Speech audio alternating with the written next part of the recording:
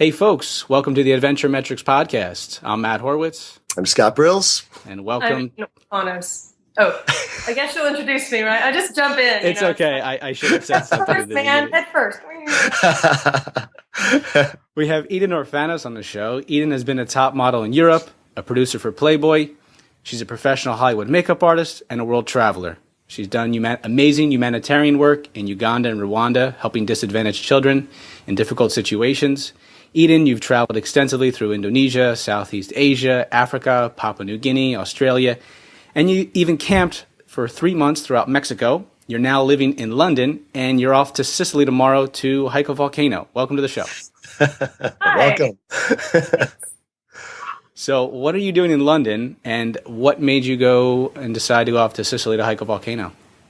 Well, I had started using London kind of as a base to jump off for my East Africa work, because it's a lot easier and more cost effective to fly from London than it is from the US, especially from California. So I kind of started using London as a base, and I acquired a couple friends here, and then I acquired a husband. And so, yeah, it kind of just worked out like that. And I've really been enjoying, though, like being here in London, because it's an amazing springboard to Europe. And like we just were like, oh, hey, let's go to Morocco for the weekend. Cool. And it was like 2.5 hours later, we're like in Morocco. It was awesome. Yeah. You know, you can't do that when you live in LA. You know, let's go to Vegas. You know, so it's been good. And I was in Malta last year, and I'm a diver, and I wanted to dive Malta, and so I've heard that's amazing. I've heard the diving there is great. It's really cool. Geographically, are we talking? Is this like north of Cyprus in the Mediterranean, or am I way off? Or yeah, it's south of Sicily. Okay, cool. At least I was on the right continent. No, but it's really cool because it's like a really amazing combination of all these cultures. There's like an interesting Greek culture. There's a place called it's not megalith, it's called Gigante, and it's some of the oldest stone megaliths in the world.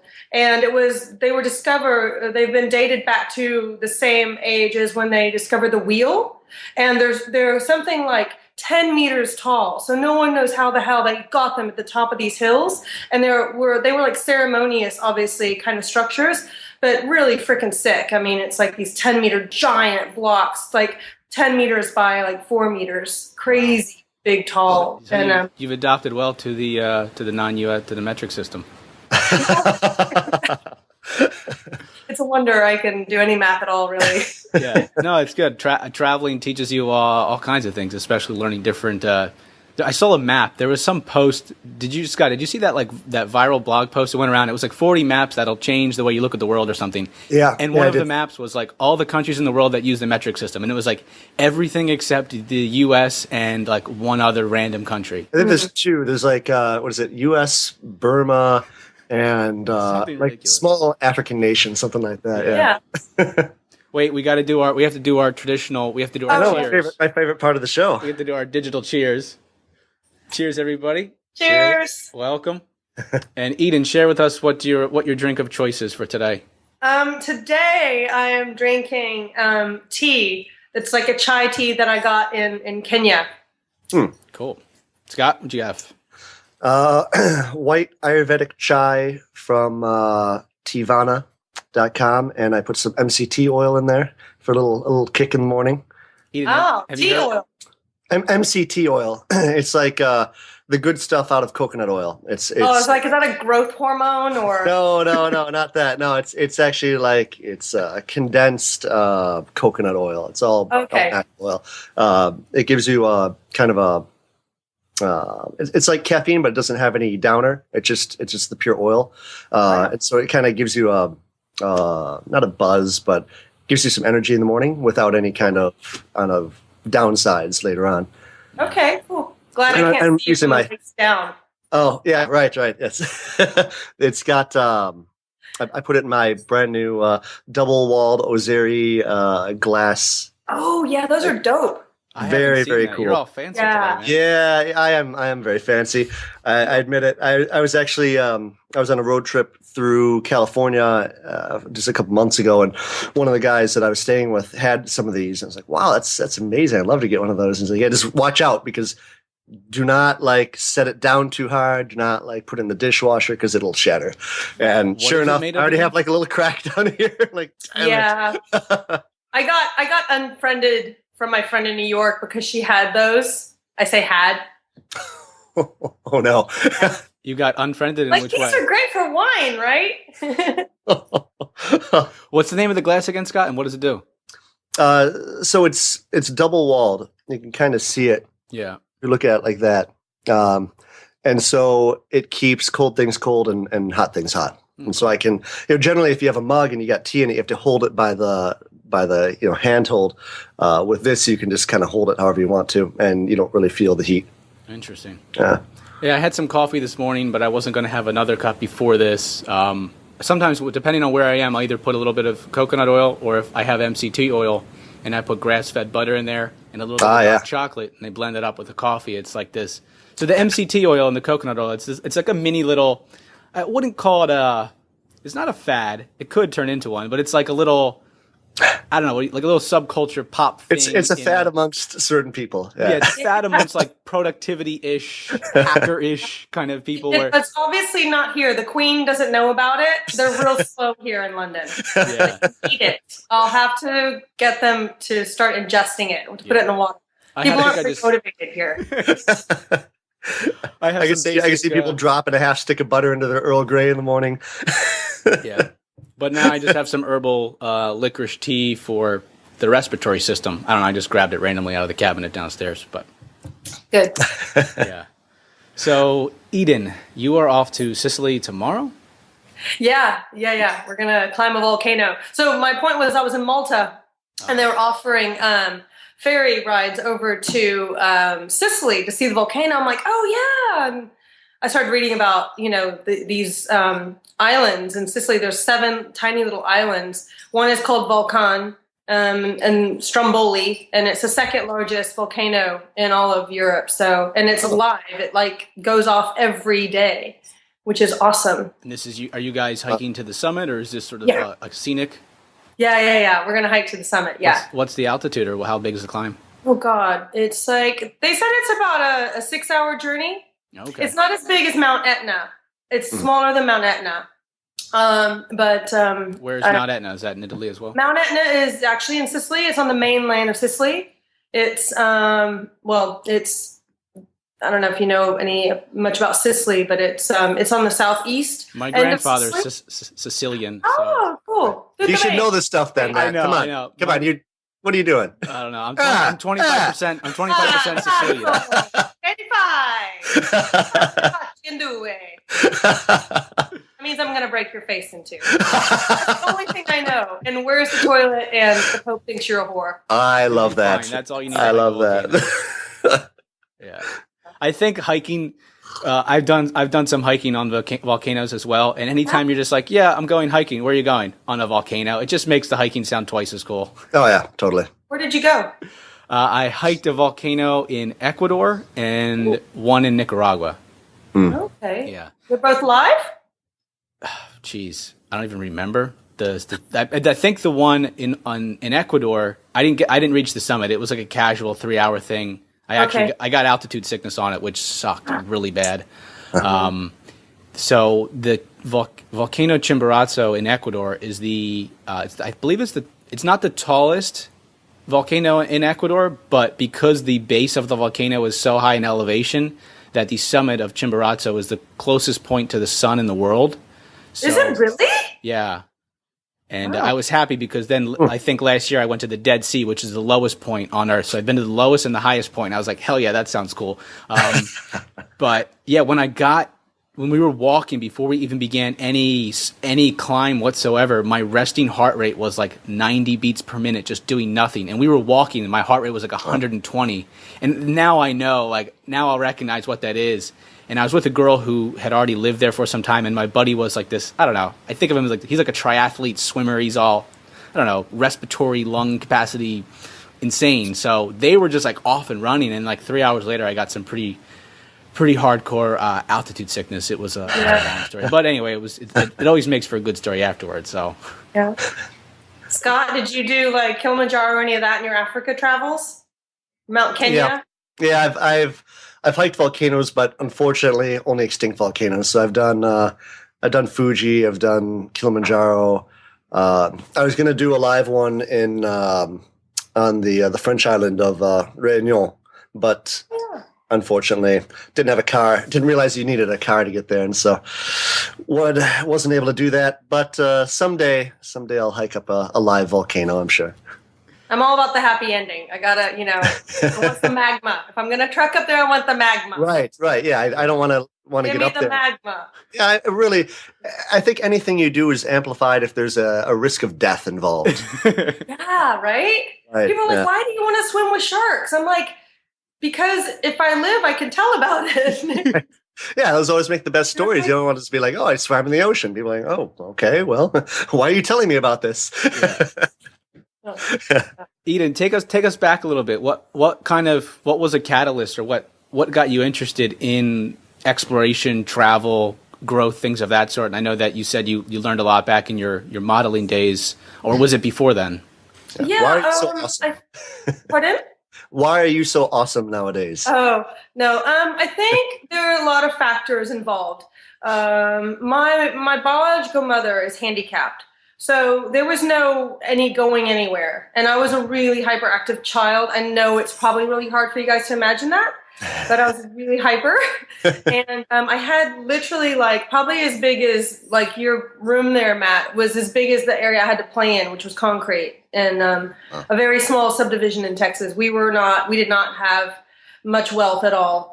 So I kind of decided at a young age that I was going places. And my favorite thing was my grandfather giving me this globe, and I used to spin it all the time and just put my finger on different places. Like, I want to go there. I want to go there. I want to go there. You just know I was a little shit, Yeah. And then I realized that that through modeling, I could travel around. And this was 100 years ago. Okay.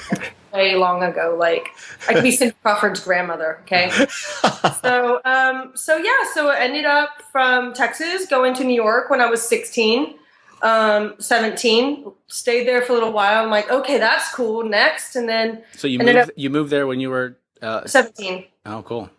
19, I had an option to go to France, and so I went to Paris, and I went there. And then from there, I got on the train system, and it was like, holy moly. Anytime I made any money, which I didn't work a lot, I just worked enough to support myself, which was totally fine. And that was back before the dollar sucked. And I was living like a queen, because it's oh, lira, I'm changing dollar to lira. I have 3 times more money now. Say that? What's that? Do I wipe my shoe with it, or do I give it for coffee? But anyway, so I was making enough money to travel. And I think also that I ended up traveling and working in all these different places. My agent would be like, oh, you got a contract to go to Portugal, to do a few days of work in Portugal. And I think it gave me a different concept of travel, because I actually was working in these arenas, in these areas.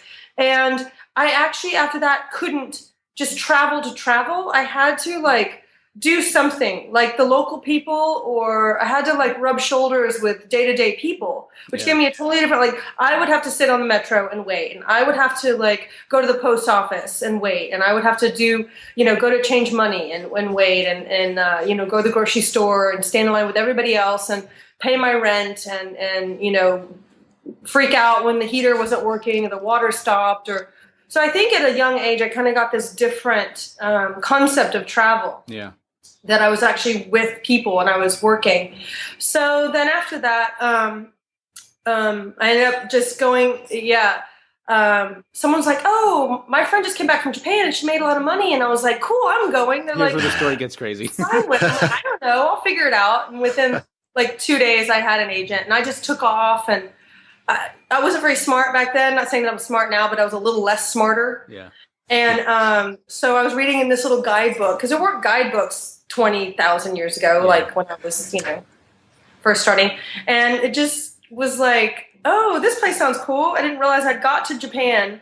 Obviously if you're in Europe, you can kind of fake the languages, a little bit, especially in Latin areas, Even if you're in Africa, you know, a lot of countries speak some English or they speak French or Portuguese, so you can kind of fake it a little bit. And up in the oldest part of Tokyo, everything is in characters. Like everything, and I was just like, oh my God, what have I done? And I was like this much taller than everybody. And they were just all staring at me like, crazy white redhead, what are you doing here? I was like, Godzilla. Ah. But it was amazing. And so I really had to make myself adept at figuring things out, not knowing the language, not knowing the people, not knowing where the hell I was, but just I became really adept at figuring situations out really, really quickly. As well, when you're modeling and you're put in all these different situations with new people all the time, you have to really be very sensitive to what is going on in someone else's head and what they're feeling and how you're sensing them.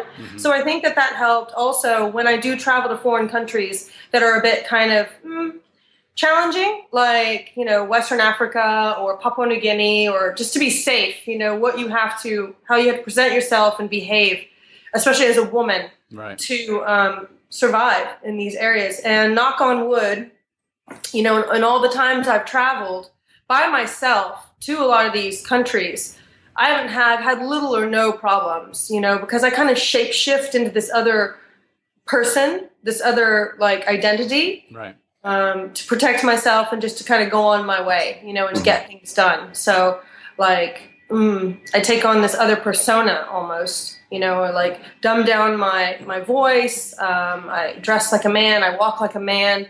I cover myself completely, not in a way that's like in a female way. Like you'd think, like when I was in Africa, you know, I was working in a lot of Muslim communities, but I didn't prepare myself like that. I just dressed like a man would dress, and you know, plain, simple.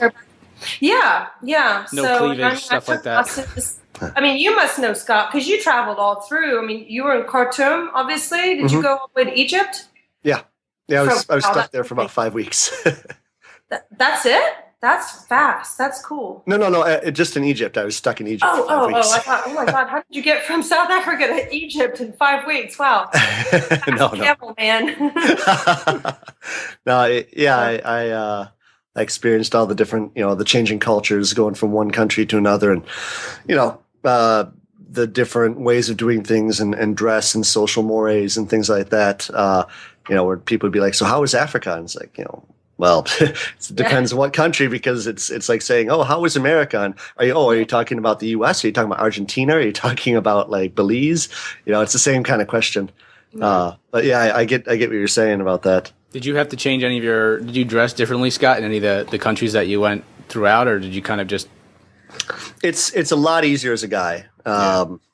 And so the biggest thing is that we were mindful if we were going to be touring or visiting like mosques, to not like wear wife beater type shirts or, you know, shorts or sandals. You can do that, and they'll generally look the other way, but it's a little bit disrespectful. So we wanted to be as respectful as possible when we're visiting, you know, in another country at some kind of religious site. But other than that, I mean, some of the girls that are with us, you know, they had to go to greater lengths and not show shoulders, for instance, and to wrap their head with like a scarf or whatever they had on them. Yeah. So yeah, for females, it's a little bit trickier. Were you going to ask something, Ian? Just that. I mean, as a woman, you're not allowed to go to some places. You're just flatly not allowed. Right. Remember when I was in Ethiopia, I had taken... I was just about to mention that. I'd taken this really long bus ride, which was the most amazing way to spend $2.40 ever. It was just amazing bus ride. You could see all this volcanic rock and all these, you know, cliff faces and all these like sheep herders and caravans of camels, and the terrain was so bizarre. It was amazing. But I had gone out to this place called Tigray, which is where they have the rock-hewn churches, where essentially the churches are built into the rocks. And the only way you could get to them is like they dig out little holes in the earth, like say big, and you put your toes in it and you crawl up them. Amazing. So I'm like, I'm doing that. When I got there, they're like, oh no, women can't do it. And I was like, what? Like, no, women can't do it. Only men can climb the rocks. I'm like, I'll show your ass, bitch. I'm climbing. So instead, I went to the border of Eritrea. Did you hear about the Danakil? No. It's the hottest place on Earth, and actually, as far as the land, it's the it's the lowest place on the Earth. It was freaking insane, and we had to hire guards. It was the Melike, the Tigrayan. The tribe that shaves their teeth into points. Yep.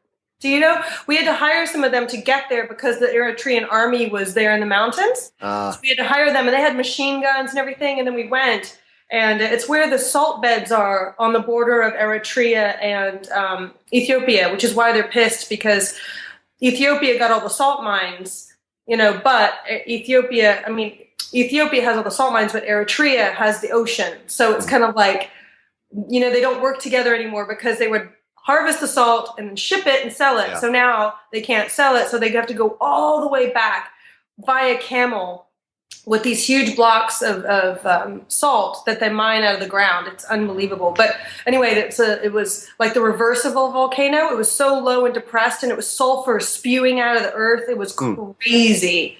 If you ever look, Danakil, or the Danakil. It's the hottest, most volatile place on the earth, they say. It was like being in a Tim Burton movie. It was insane. Like, the earth was like bright turquoise and bright orange because of the sulfur. And it was crazy because there was dead birds laying around everywhere, because if they land on it, they would just die from the gas. And like, we couldn't even see. We were like, because it was like 114, and that's when it was cool. And like, we're profusely sweating. You couldn't even see in front of you because you were sweating so much. And I like to sweat. I'm from Texas, and I love, being in the heat. But this was like crazy. I was with two English blokes, and I thought they were going to die. I was like, there's an English bloke, there's a bird, there's another English guy.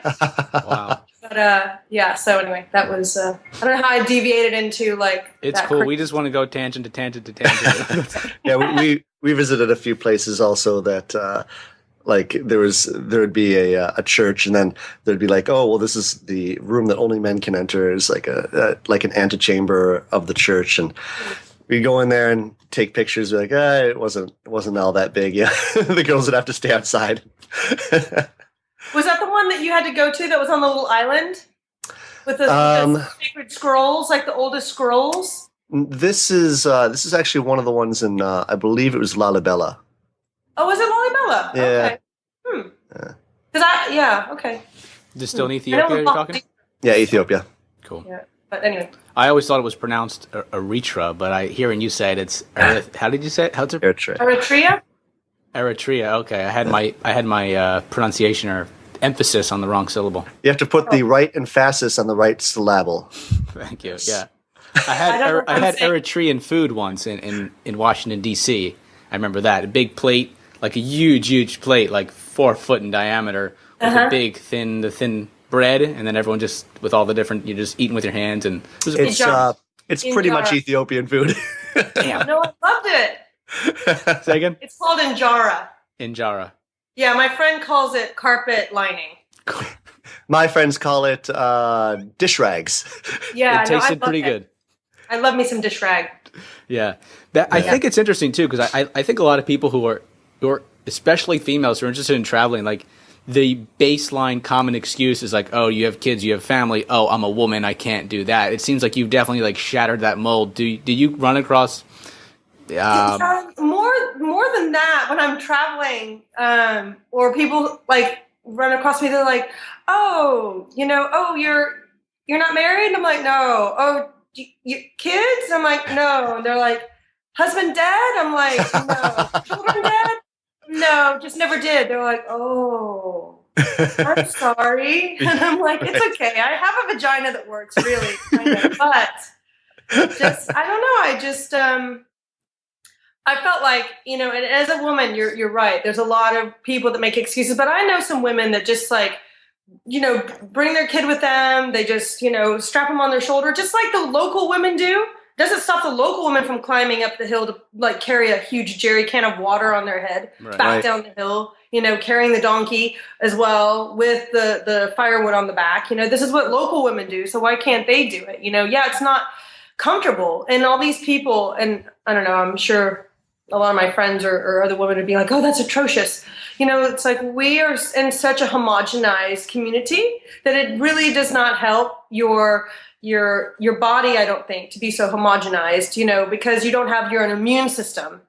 B, culturally, it's too homogenized because your kids are like sitting there on freaking Xbox all day long. It's like, go outside. You want to play with guns? Go outside. And watch them. Here's a gun. Go outside. Play with it. You know what I mean? It's like and there's no reason why. I mean, maybe financially, but at the same time, I was never of wealth. I just kind of, I just traveled very wisely, and I really took advantage of every little situation, and however I could save money to do so, I did. And I roughed it a lot. I mean, not everybody can do that. I mean, at the age I am now, I don't know if I would have traveled like I did 20 years ago. Like I took, you probably know what matatus are. I took a matatu from Nairobi all the way to Western Uganda. It took 6 matatus and 5 days. And it was explain one of those. matatu for anyone who doesn't know what that is.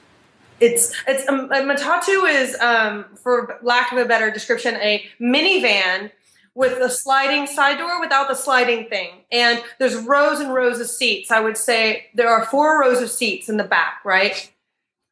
And then sliding windows, but the seats are compacted, like so compacted. And it says on the side passenger limit 16, but that's kind of like a number that I don't know why they paint that on there, because there's just about 24 people in there. Wow. I have been on there with goats on top of me, grandmas sitting on me, 3 or 4 kids, a bucket of fish. It's like you just get crammed in there because, I mean, if you could just get past the smell, by the 3rd day, you can't smell because. And that's why I just didn't bathe, because I'm like, I'm just going to join the party. And maybe my own stink will kill me before someone else's stink will. I don't know.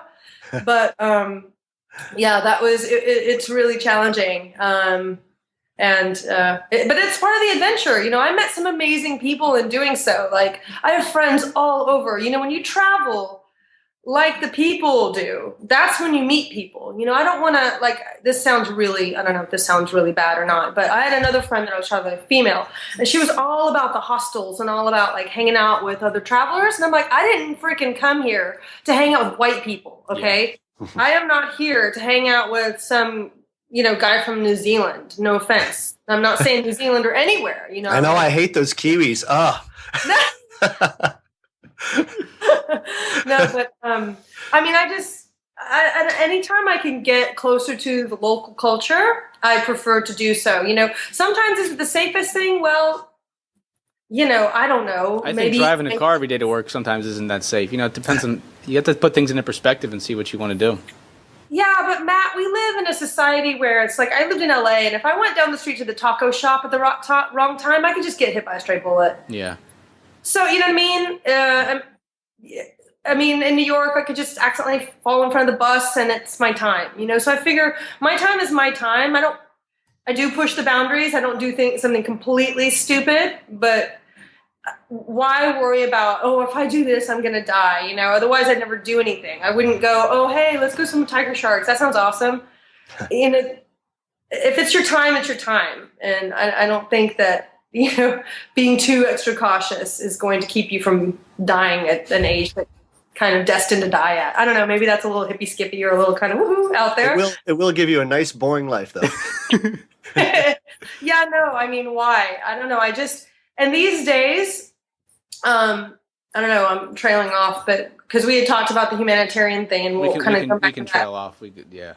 I don't feel like if I'm not contributing to something in a positive way, why the hell am I wasting oxygen and water and making more refuse on the planet? Yeah. If I can't do something positive in some way, and it doesn't have to be on a grand scale, but it can be on a small scale. It's whatever you can do to, earn your keep on the planet in a kind of a community way or a karmic way, or, so that's how I feel, why I am privileged to be on the planet right now, why I am privileged to be able to travel, be here, be a woman that is in this generation, not 100 years ago, or 200 years ago, or why I wasn't born in Papua New Guinea when I definitely would be sold, for dog teeth, to the local, next villagers or whatever, that I have the choices and I have the opportunity. And I think it's sad and it's horribly wasteful of someone's independence, women and men, if you're given an opportunity like we have, that we're so lucky to not go out and do something that's challenging, to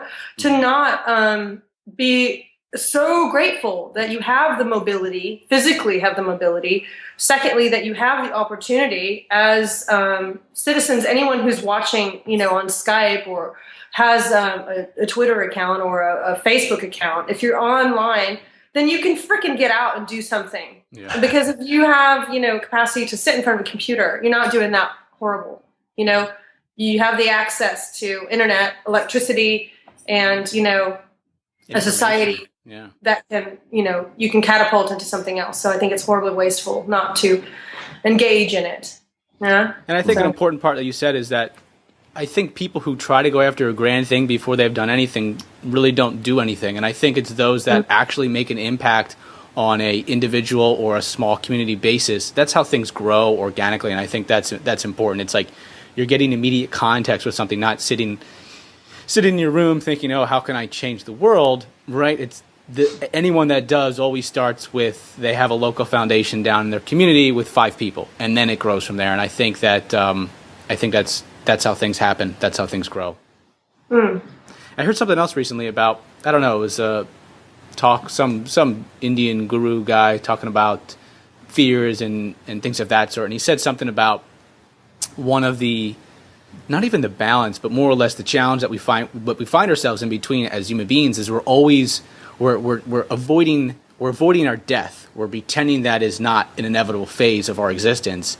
But we're also not really choosing to fully live. We somehow find ourselves in this middle, half-ass, mediocre ground. And it seems like, I think once you realize that we're here that we can, sometimes I fall into the phase of not always recognizing, but then when I go back, and I think traveling for me teaches me that a lot. It's like, holy shit, I have hot water. I can turn on my sink and have hot water. Like I can get on the computer and have this conversation with you guys and enrich my philosophies and my mindset. Like not everyone has those opportunities. What am I going to do with them? And sure, life is challenging and things are scary, but I think when you plow in that direction, and especially when you have those desires, that's when you do something extraordinary. Yeah, even coming back from Burning Man, like you spend a week in the desert and without any shower or anything, and it just makes you so appreciative of running water and soap and things like that. I got back, I was just like, oh, shower. You don't have to travel far away from home to get that kind of experience. Yeah, we don't even, my brother we were making a joke recently just about if all of a sudden the supermarkets shut down, half of society would just be screwed. Like we don't realize how much so I was even telling someone recently about entrepreneurial things I've done, and someone's like, oh wow, you're really, what do they call it, like you're a self-made or self-sufficient. Not even self-sufficient, they said self-made, or like you're really smart, you did whatever. And I'm like, yeah, but if you think about it, I'm leveraging, like I'm standing on the shoulders of hundreds of years of civilization to build these tools, these infrastructures that allow me to exist on this plane and this level, to be able to, like, we're creating a podcast now, but like, are we really, or are we just sort of like this small dot on top of a huge pyramid of technology and iteration and infrastructure that's built this out? In a sense, it really sort of, I don't know, it paints an interesting perspective for me. So what are these interesting entrepreneurial adventures that you're leading right now for both of you? There's the host questioning the guest questioning. I like it. It's good. I kind of have, we'll say, 3 or 4. My main project right now is LLC University. I teach entrepreneurs how to form limited liability companies across all 50 states. It's an online education platform. I have a blog around travel, personal development, things of that sort. Yeah. Scott and I have this podcast about adding adventure to your life, whether that's adventure travel, lifestyle design, things of that sort. I saw the internet. I began traveling in 2007 and was selling real estate in Philadelphia and really enjoyed it and learned a lot, grew a lot through that experience. But from that, every time I traveled, I didn't like having to come back. Like going away for 3 or 4 weeks which seemed like long travel at the time, and then having to come back to a normal life for, again, 9 months. I didn't like the having to come back. I started to not like cold weather. A lot of experiences, books I was reading, people I talked to. I just kind of got a lot of signs and things just, and I had also began to learn about the concept. I love learning and I love teaching. And I realized that I could teach and reach essentially anybody in the world that could find me. I could teach the things, my experience, my wisdom, the things that I had inside my head. I could extrapolate those and put those into a digital format and sustain myself and help other people. So I have one that's very sort of pragmatic and structured, which is LLC University, and I have sort of something that's just sort of loose where I can blog and talk about adventure travel and things of that sort. And I know that I'll iterate that and refine that as the years go on and have some sort of business model around that. But those are my, because I use so much technology, I'm really thinking how much of this am I actually doing? Sure, I created a website, but I didn't write HTML. I didn't think of PHP. I didn't configure my server, right? I'm not, it hurts. doing it. Hold on. It's hurting. Hold on. Come on, Matt, dumb it down. Can we talk about not bathing again? Well, I getting too technical there. Those are my current entrepreneurial endeavors. Those are my focal points. I love your tea set, by the way. It's very English. Oh yeah, isn't it? It's so funny, right? In Rome. I think I heard you earlier. You said, "Oh wow." I don't know what word you said. If it was like now, or you said one word that had an English accent in it. Yeah, I'm a parrot. It's ridiculous. Wherever I go, I start like with this crazy accent. My friends are like, "What are you doing?" And I'm like, "What do you mean?" They're like, "You're going to offend everybody." And I'm like, "What are you talking about?" And I'm like, "What?" Hi there, governor. Yeah. And when I am in Uganda, I am talking like this because this is how they dictate to you. Yeah. Have you seen this? This is so new. And, like everywhere you go, it's like everybody has this different way of speaking. And I don't know. I'm a parrot. It's ridiculous. Like I start talking, but it's really cute because actually one day, my friend was making me feel bad about it. She's like, "Why do you do that? It's so annoying." But I had this Rwandese lady that I was working with, amazing woman who worked with the YWCA, who was creating all these amazing sustainable projects in Rwanda. She actually got asylum to Michigan, and I went to visit her in Michigan. Oh, and where I'm at. Yeah. Shout out Michigan. Yeah. She's from Paw Paw. She lives in Paw Paw near Grand Rapids. Oh wow, yeah, right. Yeah, for some reason there's a huge pocket of Rwandese immigrants in Paw Paw. Who knew? Anyway, but she was like, "I want to thank you because always you're the only American person I can ever understand the way you talk." And I'm like, "See, it is working." There's a reason I am talking like this. Yeah, like I get called out on that all the time when I go to places and like, why are you talking weird? And it's because that's the way people talk. And like if you go, if you go to India, you talk like this, and you're not trying to make fun of the way they're talking. They actually understand you better if you talk the same way. Yeah. Uh-huh. Yeah, the girl I'm seeing right now, she's like, "You have like 12 different voices." She's like, "When you're on the phone, you talk like this. When you talk to me, you talk like that. When you're tired, you talk like this." She's like, "I've seen you speak to your French friends who don't speak English as a first language, and you speak almost like broken English." And then, but I think it's kind of a natural. We learn to adapt ourselves to the environment and to who we're around. The thing that always bugs me is when I'm with someone, when English isn't their first language, and someone else is just like using jargon and speaking really fast. I'm like, do you really think that they're going to understand you? You just talk louder. The louder you talk, the more they'll understand you. So it's a good trait. I'm glad that you two share that as well. Yeah. Eden, earlier I think you definitely embody and you're definitely in your feminine, and you also have this internal toughness to be able to, kind of hold your ground, so to say. Were there things or events that you can look back to that sort of formulated that, or did you actually like consciously go out and formulate that, or was it a little bit of both? I think it was a lot. I think, like I said, because my mother was handicapped, I had to kind of create this kind of boundary thing to protect her as well when we go out and stuff. Like I always felt protective of her because she wasn't often walking on her own, or she was in a cane or in a walker or something. So I felt kind of protective. So I guess I had this kind of like protecting kind of thing going on as well. I was very sporty as a child. I loved horses, and I just grew up really fast as well when I was modeling. You know, it's a very can be a very treacherous place for a young woman to be in the modeling industry, because it's just it's rough. You know, there's a lot of things that can go wrong if you don't keep your head about you. You know, drugs and all kinds of eating disorders and abuse and all these things. So I think in that, and I just had to survive. I was a survivor. That I kind of got a bit of a tough skin at a younger age, and then when I really started traveling, I just realized that, you know, you don't know anything, and you just really have to take in your environment, and you have to really be quiet and take it in and realize what's going on around you before you react or act, because that will keep you safe. You know, you really have to understand the culture. You have to be patient with people and yourself. You have to completely erase whatever American or European or Mexican, whatever configuration you've grown up with. You have to kind of put that away for a while. If you're really going to function in that society, you really have to kind of put that away, because it's not where you're from, and you really have to understand that.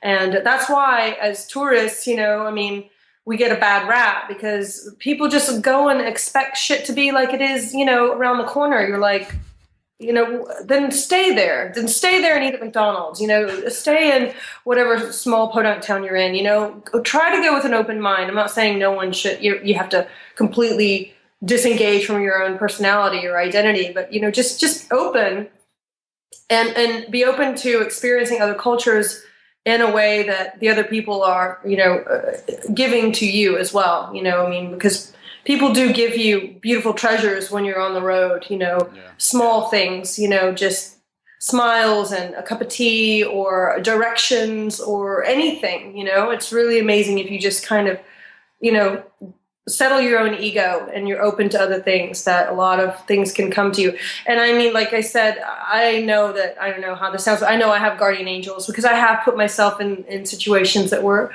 a little bit precarious. You know, I had a Rwandese friend who, her husband was, actually, she was a Rwandese by marriage living in Rwanda, but she was half Congolese. And they had killed her husband during the genocide, and she went back to Congo, and she was having problems with the government because they said that she didn't pay her taxes properly. So they bombed her whole place. Yeah, she was really sad because she was a really entrepreneurial woman. She had 3 stalls. You've probably seen. It's just like a storefront, like a small storefront, and then above like a little tiny apartment, you know, and that's where they lived. You know, that's where she raised 3 kids, you know, and Rwandese standards, or I mean, Congolese standards, living very well, you know, like an upper crust businesswoman, not rich, but, you know, an entrepreneurial businesswoman. And they bombed her place. And she said, you know, and she said, you know, if you go with me, then I know that they'll probably leave you alone and probably leave me alone. So she's like, will you go with me? Well, at the time, this is several years ago, they had just, the rebel guerrillas had just killed a family of mountain gorillas, the Silverbacks. And it was huge, and it was a horrible thing because there aren't many Silverbacks gorillas left in the Volcanoes. It's called the Volcanoes Mountains.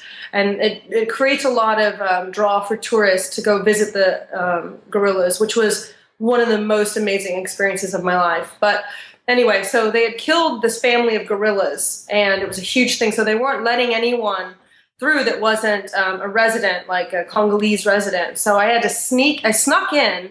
I don't know how. I was just chatting with everyone because you couldn't get your passport stamped, and they couldn't let you, they couldn't stamp your passport, and they weren't letting anyone through. No UN workers, nothing, because they were afraid it would leak out too much. This was several years ago before internet and all that was so big. But so I snuck in.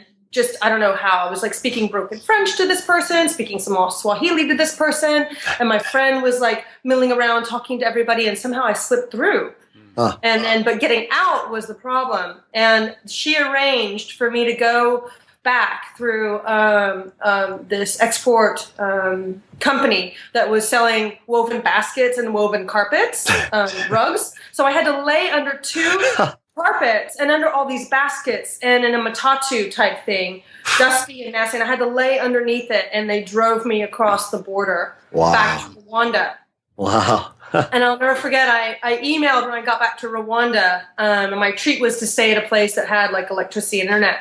So I went back to Rwanda, and I emailed my friends. I'm like, I feel so safe to be back in Rwanda. They're like, yeah, that doesn't sound right. Isn't that genocide country? Congo it was crazy. Congo was literally I was very alert in Congo. It really felt like when you hear and you think about deepest, darkest Africa, and not deepest, darkest like, Livingston's type where you're in the jungle, but like the darkness of the people that are so tortured by the government and by each other that it's so hostile. That's what I consider the deepest, darkest. I mean, it literally felt like if I would have lit a match and dropped it, the whole thing would have exploded. I mean, there was so much like negative energy in the street, and it was just so crazy. And there's a volcano there as well, where it's Parrot volcan, and you really could feel the energy of like the people that were volcanic, and it was crazy. Shit. So it was. I witnessed like fights in the streets, and I'm not talking like fights. I'm talking like people ripping each other apart like wild animals. It was like holy shit, Like I was about to pick up this like broken stick and like. I don't even think intense. Intense isn't even the word for that. It's something else. Yeah, it's electrifying, and it's also addictive. Mm-hmm. It's addictive. I had that question written down here. It's like, what are one of your? Like, I wrote down something like, "What's your craziest travel experience?" And I don't even know if that was it, but those two sound. The rug thing. I watched a movie recently, which was really neat too. I was working in a restaurant a while back, and one of the guys was from Guatemala, and he talked about his journey on how he basically got a ride up to Mexico, snuck across the border, and traveled from Arizona all the way up to New Jersey. And I think a lot of people, especially people who aren't exposed to this type of information and awareness, kind of look down upon or don't really understand what that situation is like. And he said, watch the movie La Misma Luna, which is something in regards to Under the Same Moon. And it's about this kid whose mother is working in Los Angeles. He's in Mexico. And when he sneaks across the border, it reminded me of your story when you were between the two carpets, because he's like under the floor of this van. And it's this whole entire journey, but it really paints this perspective of like, what is it like to have that lifestyle and have to go on that quest and that journey to make it to like a promised land in a sense. So it was really interesting. I think that your story reminded me of that as well as a bunch of other things. So yeah. And speaking of the DRC too, can you tell us a little bit about how you became, for your first experiences in Africa, and then how you became involved with your charitable work that you've done over there? Some of your experiences doing that. Yes. After I had my kind of stint with modeling and stuff, I ended up working in movies as a makeup artist, and then later, a few little producing jobs, and I really got kind of sucked into, making the money, and I was traveling a ton within the States, and I just kind of got sucked into this Hollywood scene thing, and the vying for power and for celebrity and for money and all this. And I just remember, I was doing a lot, I was doing cool work that, most of my friends and a lot of people were like, wow, you live such a rock star lifestyle. You're like zipping around to work with this celebrity, and you're in, you're in New York this week, and you're in Vegas next week, you're in Miami in 2 weeks, and, you're like all over the place. And it was cool. And I got kind of sucked in, and my head started to get a little crazy, like, okay, crazy anyway, but a different kind of crazy. And I just remember, like, things that people would say would start, like, searing me. Like, someone was like, why are you driving that old truck? You make a lot of money, and you can't drive that kind of thing, when you're hobnobbing and you're going to these places with these people. Mm-hmm. And then someone said, oh, you would look so much younger if you just got a little Botox. And I was like, and then someone else was like, why do you have that handbag? It's like, look at my new Prada handbag. And I'm like, all these things were like, they just kind of were, I felt like, what? And then I realized that I was like kind of buying into it a little bit as well. Yeah. And then one day I was just like, I woke up and I remember I went out on a bender, and I mean a freaking bender. I got thrown out of a club for drinking too much scotch. I was like hell bent. It was scary. That I didn't kill someone or kill myself or didn't end up. Wow.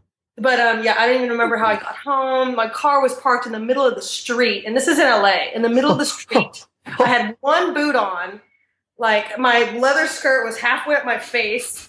Like one boot on. I couldn't find my car keys. Where are my car keys? Where are my house keys? Oh, they're still in the door of my house. My door was wide open. This is in fucking LA. Sorry. Oh, we curse all the time. But I was like, okay, something isn't right. Like this is not happy. Yeah. So I just like, this is all the shit that explode. This is all the explosion of everything that's been under the surface. Yeah, because I allowed myself to just get affected, because you're just in the media. Doesn't help. The media is constantly, you have to have this to feel happy. You have to own this kind of car to feel cool. You have to have this type of looking girlfriend to, be a man. You have to, what I mean? This bullshit, So, and you can't help it because media is like crammed on your throat everywhere you turn, magazines, TV, and I just realized that even though I tried to keep it at bay, like I don't even own a television. I have never myself owned a television my whole life. Like awesome. Never.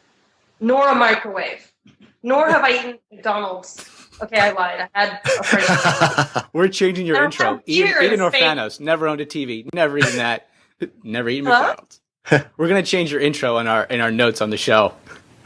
To never own a TV, never had a microwave, and never eat McDonald's. Eden, let's say the penultimate Luddite. Let's say. I don't know what that means. What's a Luddite? Luddite, this someone that shuns technology. Oh, okay. Oh no! I'm not shunning technology. It's just, I think that I'm about Big Brother and about like the TV kind of feeding you stuff. I just posted something on Facebook. It was about like literally how news is bad for your health. I haven't had cable in 6 years, more or less. I don't own a TV either. I don't think Scott watches much TV. That's not your TV in the background, is it, Scott? No, this is my dad's TV.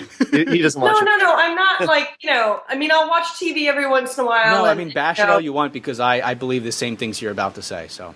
Yeah. So, but anyway, let me go back to what was I saying again? Okay, hold on. About Africa. So again, anyway, after you're not in Africa yet. You're still at the breakdown. The breakdown. The breakdown.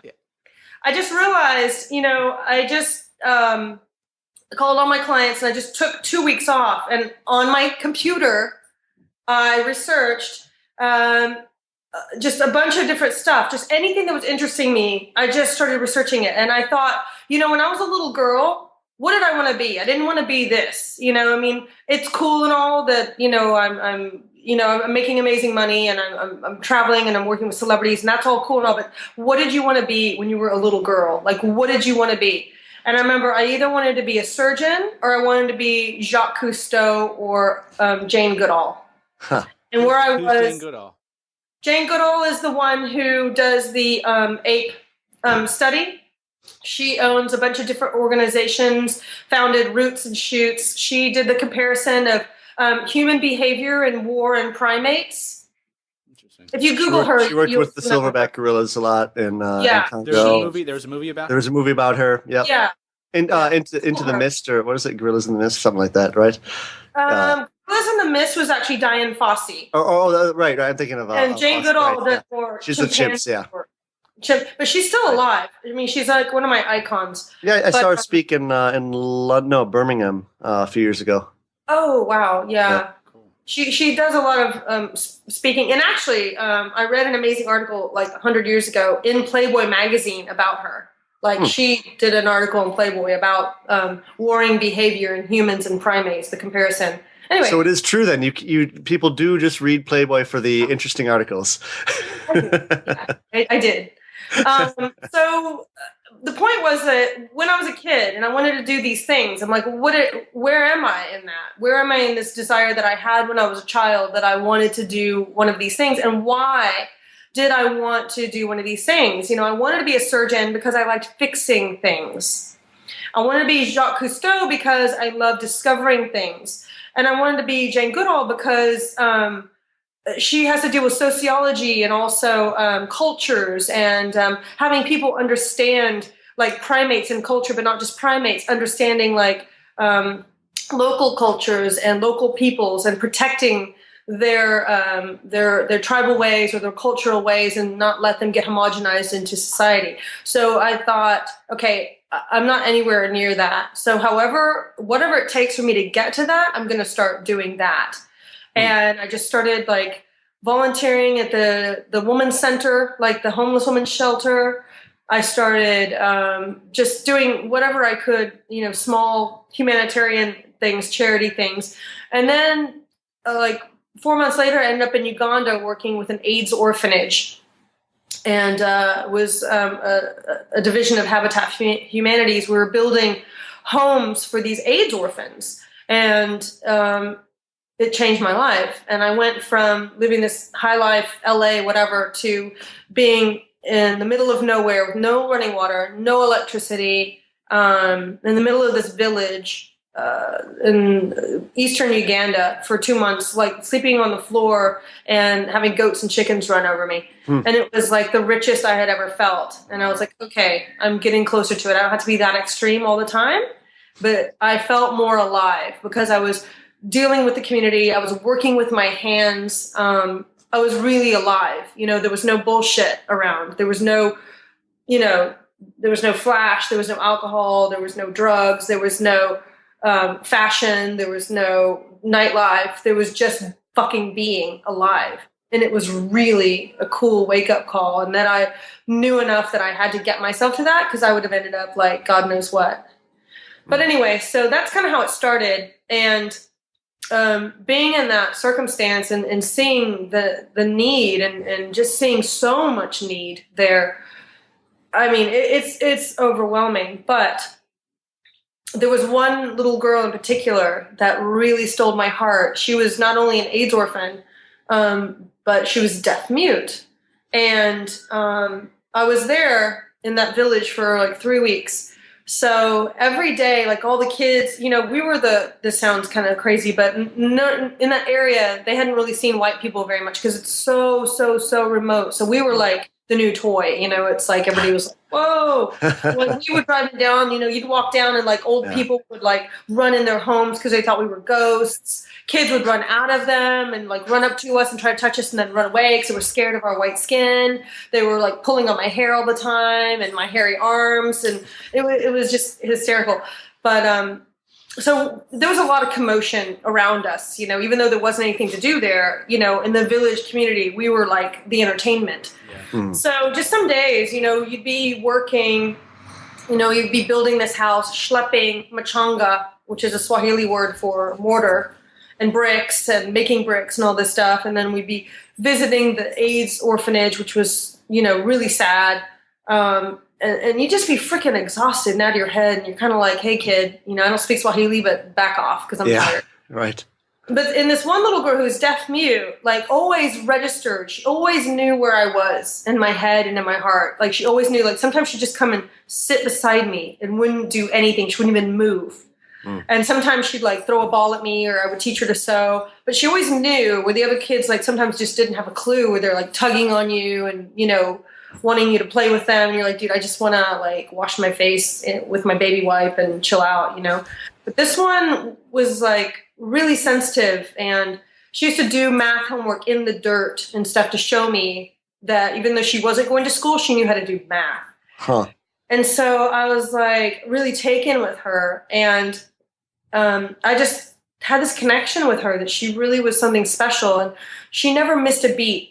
She was deaf mute, and she used to communicate or point or look or do things, but she never missed a beat. Like she always noticed if someone had spilt water, or if like another kid was beating up another kid, or if a chicken ran away or anything. So she was constantly aware of everything around her. I went back to the States after that, and I just had it in my head that, I don't know, I would really like to help this kid out in particular. I went back to the States, and I woke up, like for almost 2 weeks, I woke up in a cold sweat, just thinking about what is her demise? How many times will she get raped before she dies? How many, will she get malaria?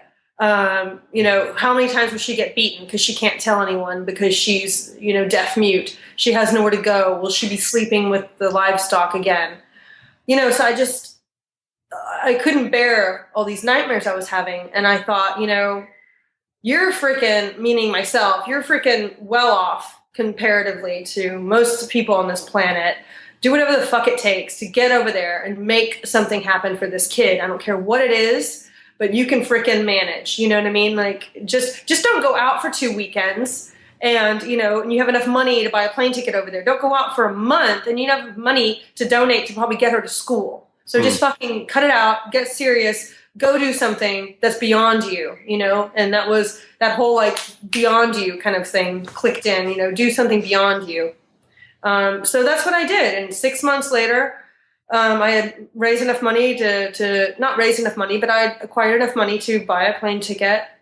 And 8 months later, I had enough money to, you know, get over there. I sublet my apartment in LA and off I went. And I was there for 3 months. And I just, by the grace of God, Goddess, Shiva, Allah, Buddha, just the right place at the right time and the right people. Because I think that I was doing something for the greater good. And I really had a good instinct about it, but I was also very open to help and assistance.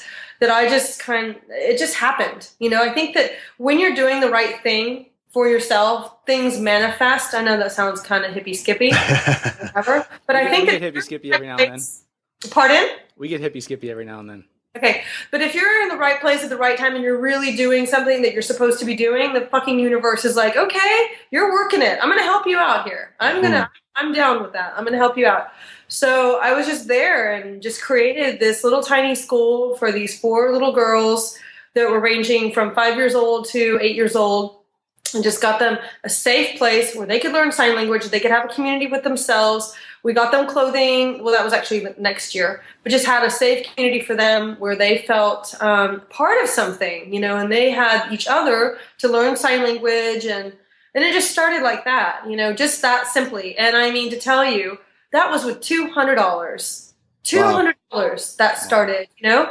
You know, later it was, you know, in the 2000s, because it was more kids and we got them clothing, we got them a real school and bought them real pens and papers, and, you know what I mean? It kind of grew like that, but it was, you know, just, you know, letting go, letting the universe, and just, you know, just doing something I believed in, you know.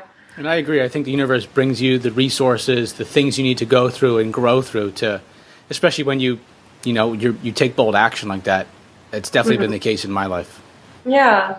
Yeah. That's a powerful story, and thank you for sharing. That was...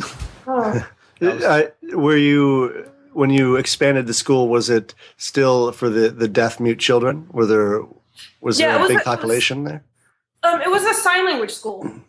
So it was essentially, I helped the teacher get like a 3-bedroom apartment, and I say apartment loosely, essentially a shack with 2 separations in it, you know, no running water. We actually did get a water pump finally, no electricity, but I did get them a little solar power thing that they could have, like a little cell phone that they could charge up. But essentially just, and then my friend of a friend, who was a pastor, and his brother's best friend was the headmaster to school. They gave us a storage unit to make into a schoolroom. And so we did that. And then the next year we got like proper desks donated, and then it just kind of grew like that. So the community, they didn't have like a sign language school or anywhere for deaf, mute, or special children in that area, all the way until West Kampala, which was like 240 Ks, and all the way north to Gulu, which is like another 300 Ks. So there was nothing like right in that area that was accessible for kids, you know, there. So it kind of like just reached out, and through just word of mouth, other kids started learning about it and started coming like that. So, and there was different kinds of abuse, and it wasn't just deaf mute kids. It was, you know, kids that had even cerebral palsy, you know, that were special and were kind of outcasts in other, you know, school typical environments they weren't accepted into, and kids that are blind. And so it just kind of expanded that, but it was mainly a sign language school. Right. For these girls at first. So did you keep in contact as much as possible with that one initial girl? Were you able to? Yeah, absolutely. She was my draw. I mean, every time I went there, I saw her. Felita is her name, and I don't know if you got a chance to look at my website blog thing, but there's pictures of her when she's like really tiny, and then there's pictures of her last time she was there. She like had bajungas bigger than me. I'm like, oh my god, oh my god. So which and where is where the next kind of phase goes. I realized, and so in this, there's another aspect that I kind of felt like, okay, I'm the heroine. I have helped them. I'm like do-gooder. Yay, me, big ego. Yeah, look what I've done. You know, I've saved these girls' lives. Kind of, you know what I mean? You kind of can get like that. But you have to have a little bit of that too when you're asking for fundraising and you're trying to get more things from them, from the government and things like that. But it's a fine line between like doing good and like your ego exploding. So lastly, when I went there, I realized that these girls were like not girls anymore. They were teenagers. And it was like I was just fighting against the clock of when they were going to get pregnant or when they were going to get, you know, if they were going to get raped or if they were, you know, going to get married and stop their education, which, you know, is fine and up to them.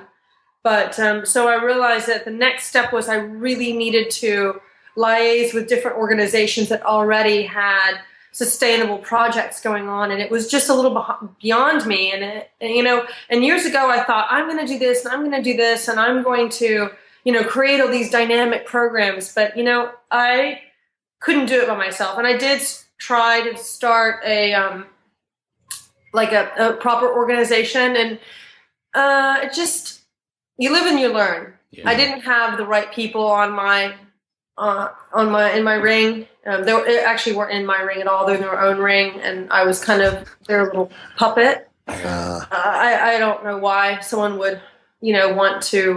Well, they wanted to do good, and they thought, oh, well, she's already got something going on. And anyway, that's a whole other story. But the organization that I kind of was led to or created wasn't exactly what I had hoped it would be. So I had to take myself out of it and the ego out of it and realize that the girls that were older, I had to kind of push them in other directions to get them to advance themselves. So the last couple times I was there, I've been having meetings with bigger organizations that are really established and kind of getting them involved with different kinds of self-sustaining projects, you know, whether it be sewing or nursing or farming or things like that. So I kind of let it grow in that way and took myself completely out, because it's like it has nothing to do with me. It really has to do with them creating lives for themselves. So, but that was painful too, because I'm like, I created this. I did this with my own blood and guts. I did this with my own money. You know, I. And I'm like, hang on, fucker. I? Where's I? You know, it's like, no, there's no I. So it's like, it was a bit of a shock too, because even though I was doing good, there was still an I involved. I did this, and I can do this, and I did this. And it's like, okay, hang on, just take the I out for a minute and just realize that the reason you started this was for this little girl to have a future. And the whole goal is for this little girl, who's not a little girl, to still have a future. Yeah. So that's kind of where I am with that. And, you know, I'm really proud of what I done, but at the same time, it's like, I'm really proud of what the girls have done and how people have rallied around me to help me to get them to that stage. And I feel really fortunate that that I've had the opportunity to give of myself, because I got more than, I mean, I got a lot more back than I gave, I think. But that's just, you know, I mean, as far as personal growth, what I learned from those kids and those experiences was pretty huge. So sounds like an amazing experience, and it sounds like you're also, I know that you said earlier that you're kind of regrouping and you're reevaluating what you want to be doing with this type of work. Besides that, what else are you up to in your life? What's going on currently, or what do you see? What do you have planned? Well, I kind of I believe in the whole pendulum thing. Yeah, like you can't just swing one way, you know? So I'm being a little bit, I don't know if the word is selfish, but I'm kind of getting back into my more creative side because I needed to feed that. Because let me tell you, a couple of years ago, I was just so exhausted and so thin that I had nothing else to give because I had kind of given as much as I could. And I really, I wanted to forget myself because again, I was trying to take the I out of it. So I'm like, forget myself. But then if you forget yourself, you have nothing to give because you have nothing to build on because you're not there. So I've been kind of like trying to recreate myself. I know that sounds odd, but I didn't really, for whatever reason, I didn't have a lot of support as far as having an organization that I could attach myself to, a big organization that I felt happy with. So I kind of was still a lone ranger when I was doing these fundraising things and all this activity in Rwanda and Uganda. So I think I'm taking a step back and learning from what I had done and just and reevaluating the situation. I'm kind of having me time, which isn't to say that I'm not still doing community work and things like that. I think it's a super important part of any process. Yeah, it is. And I'm not admitting defeat, nor do I think it's actually a fail. It's like because these kids are, you know, at a different stage in their lives. And whether it's good, bad, or indifferent, at least they have options now, you know, where they didn't have as many options before. When did you initially start it? How far back does this go when you were... 2005. Okay. Right. Yeah. So almost 10 years. So, but anyway, 2005 sounds like it's 3 years ago, but it really is almost 10 years. I know, right? Jeez. So, we're in the teens, right? My goodness. It's crazy. Yeah. So right now I'm actually, I'm playing around with my photography because I have seen so many amazing things in my life and I've had so many amazing opportunities to capture different scenarios, whether it be landscapes, people. I love cultivating people. It's really interesting. And I have this idea. I had myself, and I have had a lot of breast cancer and cancer scares in my family. Several of women in my family have died of breast cancer.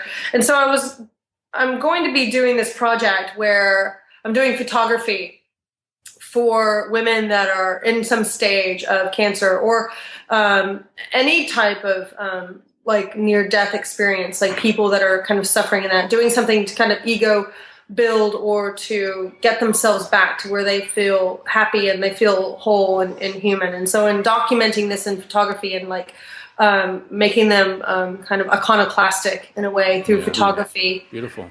Is kind of a cool thing, you know, and like showing someone a side of themselves that they don't look at every day is really interesting. You know, when someone looks at a photo that I've done and they're like, oh my God, this is so cool. I can't believe I look like this. I'm like, well, you do, but you don't see yourself like that. I see you like that.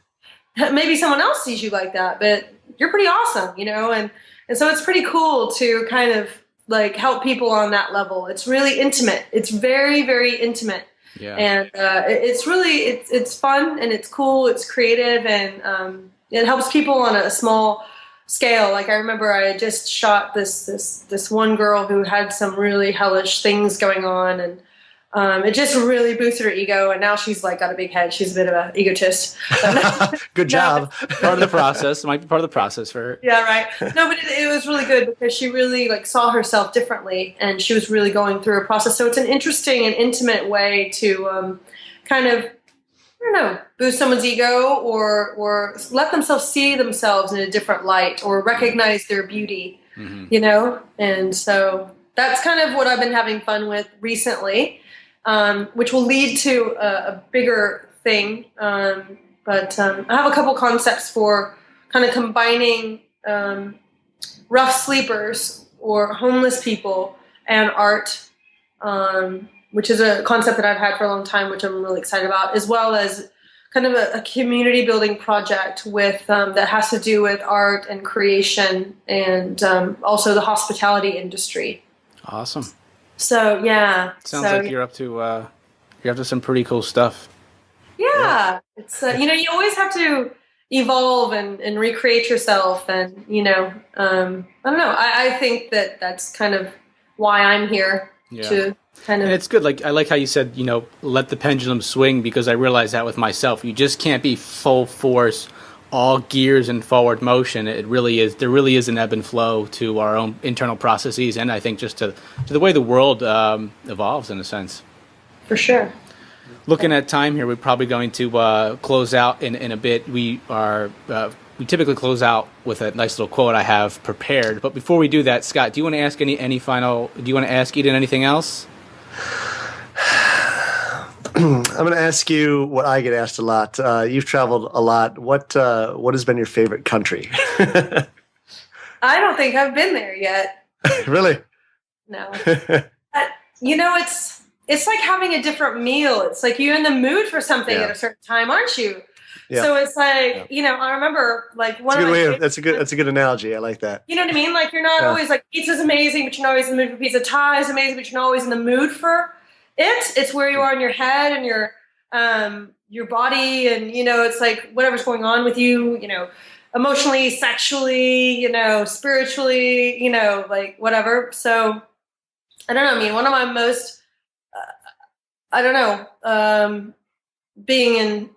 when I first got to Europe, I remember working in Paris. I had been working there, and I've been so stressed out because I've been working, and I was like super skinny and super broke. And I remember getting to Spain. Well, I had to be for modeling, I was like freaking, Anyway, but I remember I took a train down. I finally made enough money to take the train down to Biarritz and San Sebastian, Spain, which is the closest place I could get to in Spain from France.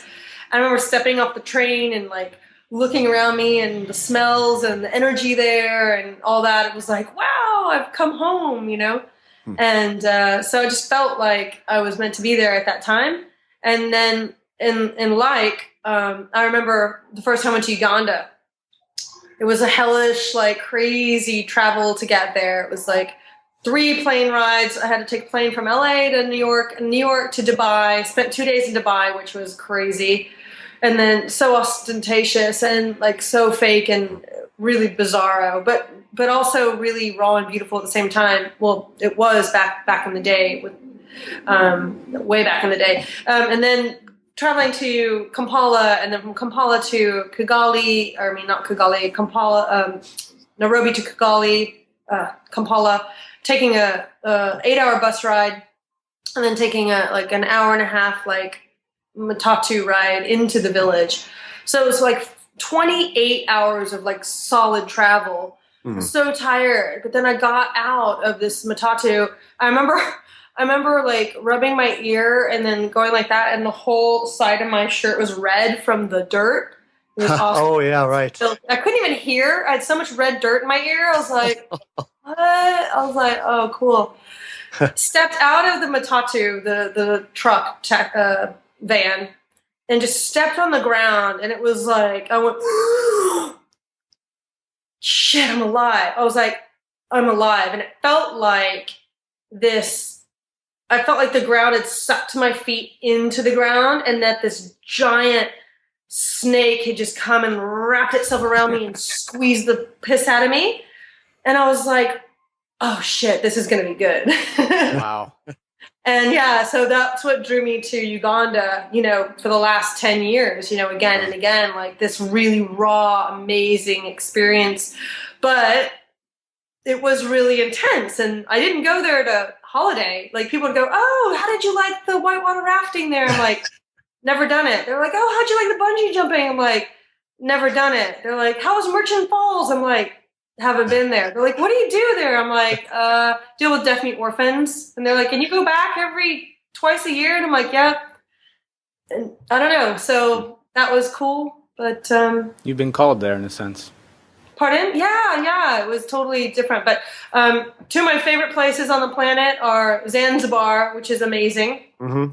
I love Zanzibar. And Papua New Guinea was probably the most culturally diverse and bizarre place I have ever been. Haven't been. It's been on my list for a while. Yeah. Whoa, Borneo it was insane. It was crazy time. Yeah. It was insane. Yeah, we had to like trade betel nuts and chickens to get into this village on canoe. We had to on canoe down this river. We had to trade live chickens and betel nuts to the chief of the tribe to let us come.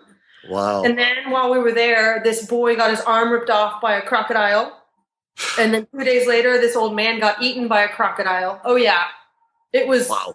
And I saw one of those blood ticking ceremonies. Yeah, yeah. The Crocodile Clan, I watched that. Yeah, I was like only like the fourth woman to watch that. It was, yeah. The local women aren't allowed to watch that. They have to be away. They're not allowed to see who's going through the ceremony and see who does the ceremony. It was insane. And just watching a wedding, and like the woman was sold for dog teeth and a cassowary egg, and they eat stink pig, which is the closest to human flesh because they used to be, cannibals.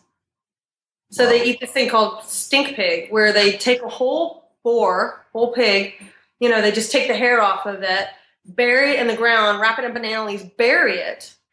They don't use fire. They just bury it. Oh, it's ferment it. Yes. Yeah. Dig that thing up and start eating on it with the worms and all in there. Oh. Holy Nice. moly. Yeah. So that was pretty crazy. To say you've been influenced by your travels is probably not. What? I was trying to think of the word, like, to say you've been influenced by your travels is a far understatement. Yeah.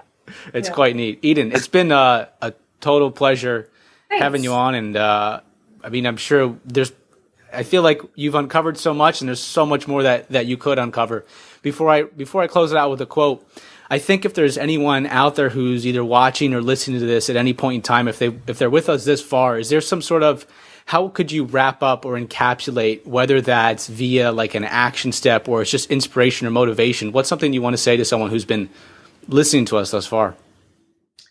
I think that everybody has an ability, and whatever that means, as far as the community, everybody has an ability to help, and helping, it can be something really small. It doesn't have to mean, flying off to, Nicaragua to open up a girls' school, or, everyone has the ability to help. And through that, you make so much self-discovery that it's not all about, us as a person. I think we get too egocentric with ourselves. And when you give, you get so much in return. I know that sounds cliche, but there's a reason why it's a cliche, because it's true. Yeah. And even, you can just start on something really small. Even if, like, you're standing in line at the grocery store and you smile at someone, just something literally that small. I think that we all are so fortunate, and just to be grateful, like you said, Matt, just that you can turn on a light switch and have light or hot water, that just be grateful. And I hear people complain about how life is so rough and hard, and life isn't rough. If you're watching this, life for you is not rough. I'm sorry to be crass about it. I, for myself, am very, very grateful in the position I am and where I am. And just to have gratitude, and with that gratitude, give. Just simply give, even if it's, donating to breast cancer, or to the local food bank, or if you can donate your time, which is the most valuable thing, or your wisdom, like you do, Matt. You impart your wisdom because that's what you have to offer. And someone will take something away from that and maybe change their life, even if it's a small thing. But just be aware of your surroundings, who you are and who's around you, and just give when you can, even if it's a small, I don't know, doing piece of yourself. Yeah. And don't be afraid by fear, because as you all know, you're not gonna living safely isn't gonna keep you alive. Yeah. Just don't be afraid. Try to relinquish or shatter fear that you have in anything, whether it's keeping yourself from doing something you've always wanted, or fear of reaching out to someone else, or fear of helping your local man, or even imagining yourself bigger. Right. Shatter the fear, and be open to help and receive. Break the fear, right, Matt? Break their fears. Yeah, I think that's a very important part of. I think for me, when I when I follow my curiosity and I uncover my passions, and then when I move towards those, very serendipitous events come up that call me to have to look at the bigger version of myself and break through my fears, and that's been a very big piece in my growth process. But Eden, that was very true, and that was very beautiful, so thank you for that. And our quote to wrap up the show is from Jawaharlal Nehru. I said that first, so I didn't hammer at the end. And it goes nicely to what you were actually just saying, Eden. The quote is, "We live in a wonderful world that is full of beauty, charm, and adventure. There is no end to the adventures we can have if only we seek them with our open eyes." So thank you all for listening. Eden, it's been a pleasure. Until next time, folks, keep rocking and see what you can do to find your adventures with open eyes. All right, guys. Until next time. Scott, Eden, talk to you soon.